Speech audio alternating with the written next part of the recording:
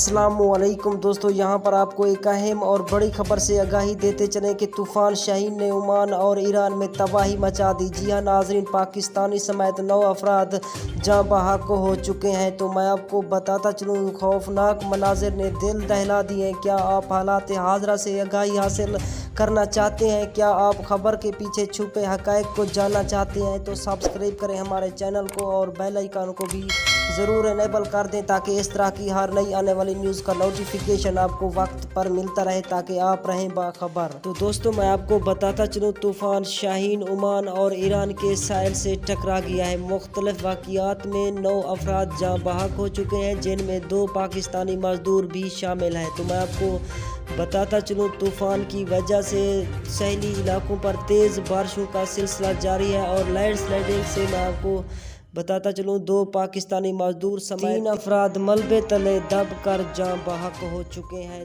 طوفان کی وجہ